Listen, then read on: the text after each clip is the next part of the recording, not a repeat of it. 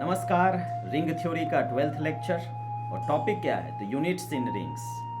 इससे पहले के लेक्चर में नील पोटेंट एलिमेंट्स तक का जो डिस्कशन है, एकदम रिंग शुरू से लेकर के नील पोटेंट एलिमेंट्स तक 11 लेक्चर्स में कंप्लीट कर दिया गया है ना। तो आप जो प्ले लिस्ट है उस प्ले लिस्ट को एक बार चेक कर लीजिए, चलिए और उसी लेक्चर को कंटिन्यू करते हैं। 12th लेक्चर में आज हम लोग डिस्कस करेंगे कि यूनिट्स क्या होता है ना।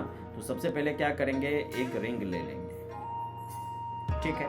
और यहाँ पे ये जो है आपका क्या है, रिंग है। अब इसका जो एलिमेंट है, ओके, उसको हम लोग यूनिट कब कहते हैं? Okay, an element A belongs to R is said to be an unit, ठीक है। A को हम लोग यूनिट कब कहेंगे? If R has multiplicative inverse of A, ठीक है। अगर R के पास मल्टीप्लिकेटिव इनवर्स हो किसका? एलिमेंट A का, तब कहेंगे कि A जो है हमारा क्या है, यूनिट एलिमेंट्स। ओके, अब एक रिंग में तो बहुत सारे यूनिट एलिमेंट्स हो सकते हैं, है ना। किसमें कितने होंगे, कैसे होंगे, वो सब डिस्कस करेंगे। लेकिन जो सेट ऑफ ऑल यूनिट्स होता है उसको कैसे डिनोट करते हैं? The set of all units of R, the set of all units of R is denoted bye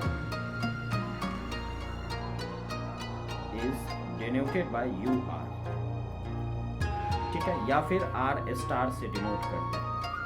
और कैसे लिखते हैं? A belongs to R such that A inverse exists in R। इसका क्या मतलब हुआ कि रिंग का वो सारा एलिमेंट जिसका इनवर्स R के अंदर एग्जिस्ट करता है, उस सारे एलिमेंट्स को कलेक्ट कर लेंगे तो उस रिंग का जो यूनिट है वो हमें मिल जाएगा। अब जैसे सबसे पहला जो होता है ट्रिवियल एग्जाम्पल, वो आप सब जानते ही हैं कि एग्जाम्पल के लिए हम लोग यहाँ पे R with respect to addition and multiplication, ये जो है R हमने सेट ऑफ रियल्स मान लीजिए ले लिया, सेट ऑफ रियल्स।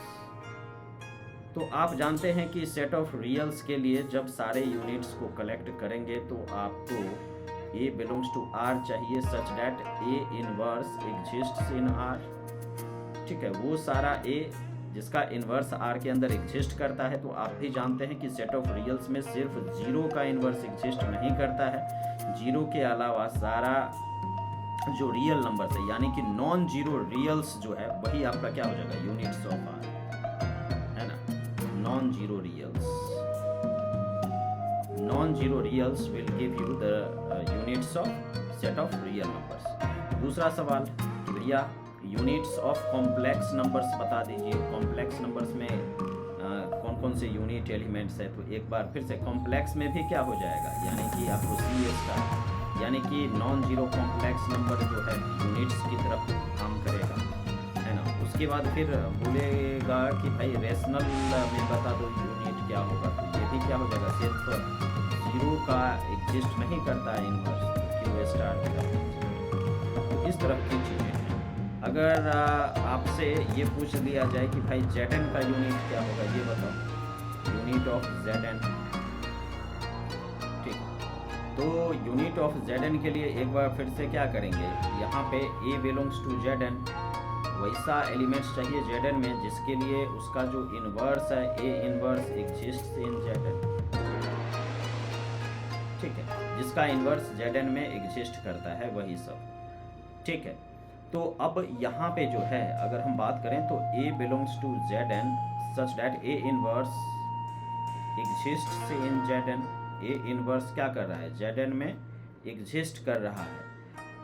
और A इनवर्स Zn में कब एग्जिस्ट करता है? अगर AX कॉन्ग्रुएंट हो जाए किसके, 1 mod n के। और ये जो AX congruent to 1 mod n has a solution, और इसका सॉल्यूशन कब एग्जिस्ट करेगा Zn के लिए, ये भी आपको पता है। तो यहाँ पे जो चीज़ें होंगी वो क्या हो जाएंगी, A belongs to Zn such that A inverse exists A inverse exist in ZN, ये कब संभव है? If the greatest common divisor of A and N is equals to 1। जब greatest common divisor of A और N का जो greatest common divisor है वो अगर 1 हो जाएगा तो ये जो आपका कॉन्ग्रुएंस इक्वेशन है वो सेटिस्फाई हो जाएगा। ठीक है, यानी कि आप क्या कहना चाह रहे हैं कि यूनिट ऑफ ZN जो है एक बहुत ही वेल नोन सेट के रूप में आ रहा है ना। यानी कि ये क्या हो जाएगा, A belongs to ZN such that ये जो है आपका 1 से N के बीच लाई करेगा और जो ग्रेटेस्ट कॉमन डिवाइजर होगा A और N का वो आपका 1 होगा। ठीक है, और इस तरह के सेट को हम लोग जानते हैं अच्छे से, इसको हम लोग क्या बोलते हैं, UN बोलते हैं। ठीक है, UN इसी तरीके से डिफाइन होता है। तो यहाँ पे U ऑफ ZN को आप क्या UN बोल सकते हैं। UN कैसे डिफाइन होता है ये पहले ही डिस्कस किया जा चुका है इसी। तो अब यहाँ पे number of elements in number of units in UZN अगर आपको फाइंड आउट करना है तो ये हो जाएगा number of elements in UN, number of elements in UN और number of elements of UN तो किसको नहीं पता, आइलर्स फाई फंक्शन से हम लोग इसको प्राप्त करते हैं। तो ये हो जाएगा फाई ऑफ N, जहाँ पे ये जो फाई है ये है आइलर्स फाई फंक्शन। ठीक है, आइलर्स फाई फंक्शन। ठीक है, तो ये चीजें हो जाएंगी। अब जैसे क्वेश्चन है, जैसे आपको क्वेश्चन दे दिया, मान लीजिए कि फाइंड U ऑफ Z14। ठीक है, U ऑफ Z14 आप हमें फाइंड आउट करके दिखाइए। ठीक है, तो आप कहेंगे कि अच्छा U ऑफ Z14 अगर हमें यहाँ पे फाइंड आउट करना है तो U ऑफ Z14 को पहले लिख लेते हैं।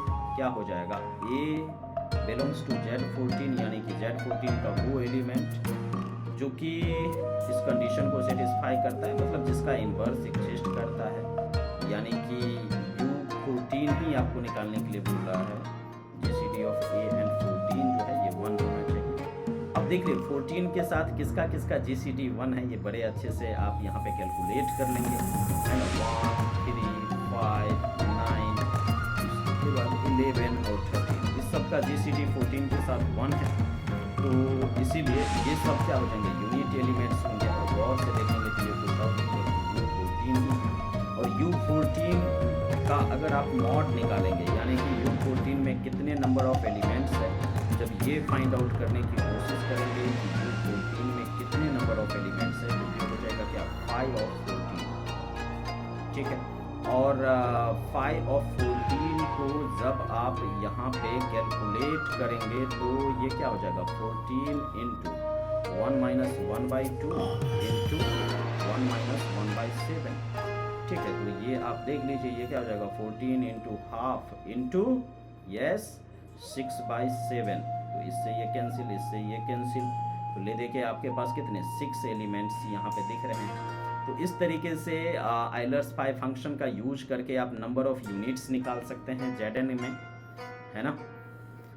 तो ये एक तरीका है कि जैसे Z14 में निकालना था तो U14 में जितना एलिमेंट्स होगा 5 ऑफ 14 वो करके फाइंड आउट कर लिए, और 14 के साथ जो जो को प्राइम था वो यहाँ पे लिख लिए। तो सारे के सारे यूनिट्स जो है यहाँ पे लिखे जा चुके हैं। ठीक है, उसके बाद अब अगर हम यहाँ पे बात करना चाहें, ठीक है, तो अब जैसे एक सवाल यहाँ पे हम ले सकते हैं कि अगर मान लीजिए कि आपके पास एक रिंग है R, ये R रिंग को डिनोट करता है और ये है आपका Q क्रॉस R। ठीक है, तो कहता है फाइंड यूनिट्स, इसमें जो भी यूनिट्स होंगे वो आप हमें बताइए। ठीक है, तो अब इसका अगर हमें यूनिट फाइंड आउट करना है, ठीक है, यहाँ पे R रियल के लिए है और Q जो है वो रेशनल्स के लिए है। तो यूनिट्स फाइंड आउट करने के लिए क्या करेंगे, सबसे पहले तो ये हमारा रिंग है Q क्रॉस R। एक बात तो क्लियर है कि इसके पास यूनिटी एलिमेंट होगा, Q के पास 1 है, R के पास 1 है। Is the unity of Q cross R, ये जो है यूनिटी है किसका, Q क्रॉस R। ये बात क्लियर है। अब मान लेते हैं कि a कोमा b जो है वो यूनिट एलिमेंट है। Let a comma b belongs to q cross r is the unit element. ये जो है यूनिट एलिमेंट है। This is the unit element of q cross r। q cross r का unit element ये है, ठीक है। देन क्या होगा, then there exist c comma d in q cross r such that, ठीक है। किस तरीके से कि दोनों का प्रोडक्ट 1 हो, तभी तो a कोमा b का मल्टीप्लिकेटिव इनवर्स कहेंगे कि एग्जिस्ट कर रहा है कि नहीं। तो यहाँ पे जो है a और c जो है q का एलिमेंट है और b कोमा d जो है ये r का एलिमेंट है। तो यहाँ पे अब इसका जो मल्टीप्लिकेशन है वो करने पे क्या मिल जाएगा आपको, a into C comma b into D बराबर 1 कोमा 1, ठीक है। यहाँ से a इंटू सी बराबर 1 आ जाएगा। यहाँ से आपको क्या a इंटू सी बराबर 1 आ जाएगा एंड b इंटू डी बराबर 1 आ जाएगा, है ना। तो a इंटू सी बराबर 1 यानी कि a inverse exists in q and इधर b इंटू डी बराबर 1 यानी कि b इनवर्स एग्जिस्ट्स इन r, है ना। क्योंकि यहाँ पे देखिए ए C comma B D 1 coma 1 के बराबर है। तो यहाँ पे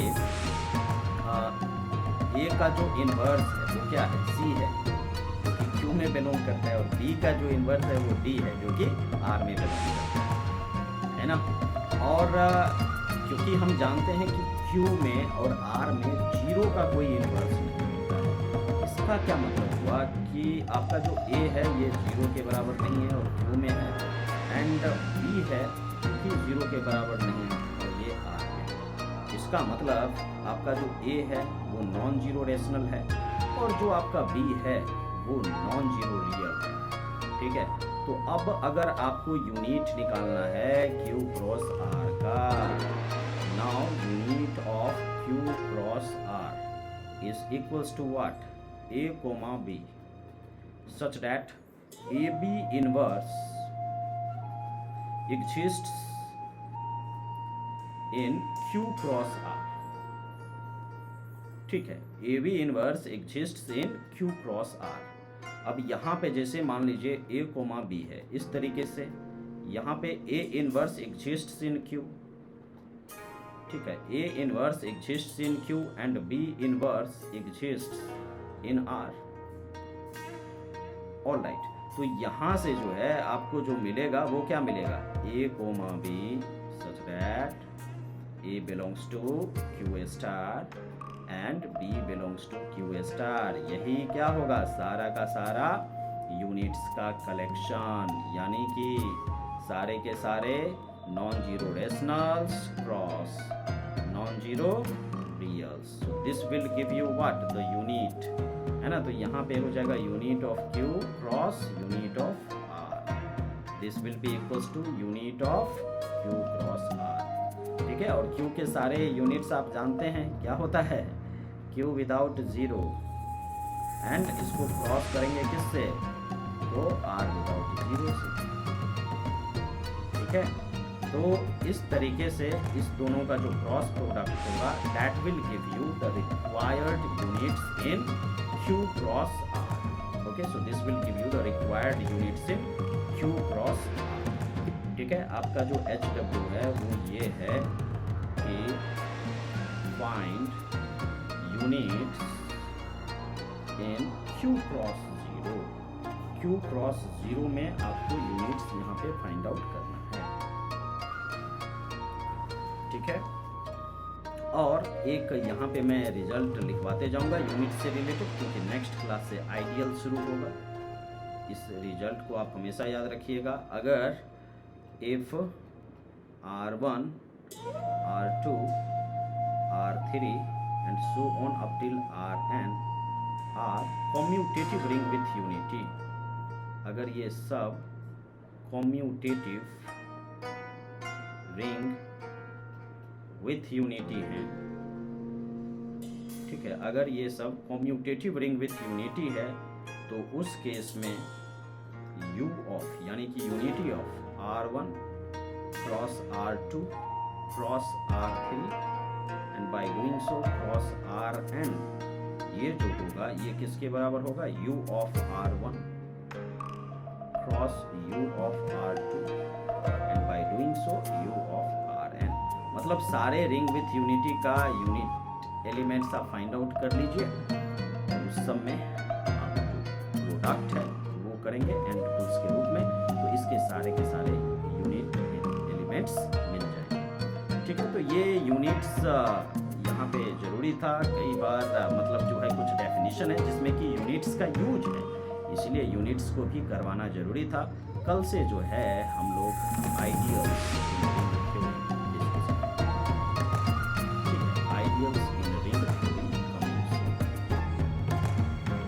ठीक है। तो अगर आपके सिलेबस में ये चीज़ें हैं और आपके कोई फ्रेंड्स हैं जो कि रिंग पढ़ना चाहते हैं तो प्ले लिस्ट एक बार चेक करके शेयर कर सकते हैं। बाकी लीनियर अलजेब्रा वगैरह का भी जो प्ले लिस्ट है वो धीरे धीरे बन रहा है।